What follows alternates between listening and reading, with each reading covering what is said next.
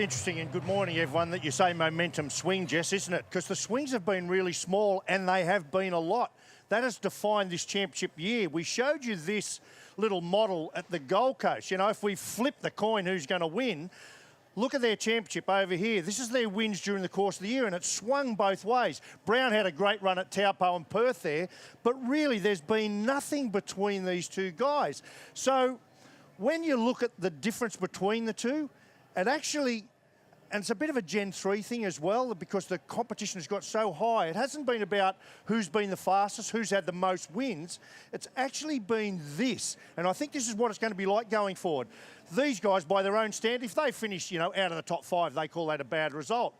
He's only had 2, Will Brown, and Brock's had 3. Nothing in it, but that's the difference between how they land here this weekend. So that's going to be fascinating. Now, it's going to take an absolute disaster. We know that, for Will not to win the championship. That's just a reality. So I wanted to then go back and think, well, hang on, let's have a look at this new final season that we're going to have for next year. Let me just drag it out again.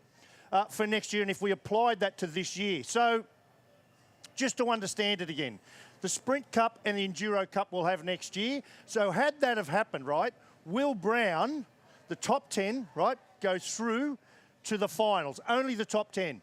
Will Brown won the Sprint Cup. He would have got a trophy there. He won the Enduro Cup. He would have got a trophy. So he's got to start, because both the winners of those cups get automatic starts into the finals. It is really important that everyone understands. So you get asked this question a lot.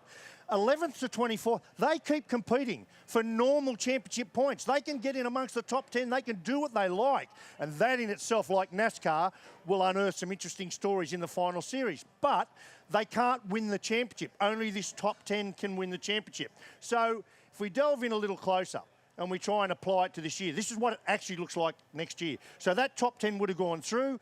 They would have reset the points at 3,000 points plus bonus points for where they finished in the championship. Now, that's really important, because that straight away shows we're allowing the cream to still rise to the top. This isn't a lottery, right? But if I try and apply it to this year, it's not the same, I know, but it's as close as I can get. If we assume we've dealt with that top 10 that went through, that would have been at a race out here. And we've arrived this weekend, or it would have been at the Gold Coast, right? So we've arrived at the Gold Coast, so it's the penultimate race. They've reset again to 4,000 points. Now, this time, the top 4 from this weekend would go through into Adelaide, into the Gold Coast weekend, into Adelaide. It's confusing, I'm sorry.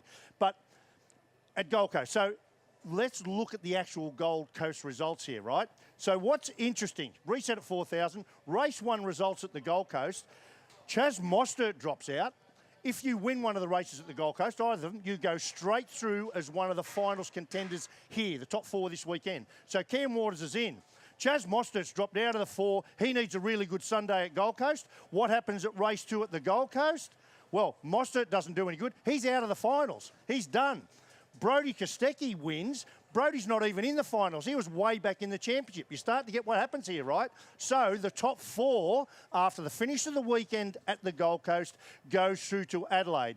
So what we would be doing this weekend is these 4 guys would be going really hard at it for this weekend. So you can see how that works. Reset at 55,000 points, and again, bonus points. So the cream gets to rise to the top. Those bonus points are awarded from what happened at the penultimate round. So you can see how it works. Now, to finish off, this is this year.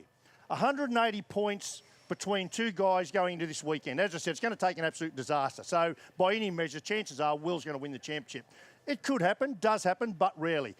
Think about next year, you would have these 4 guys vying for the championship, 50 points between the lot of them. Just think of the talking points, the interest around that. I think it's a great concept.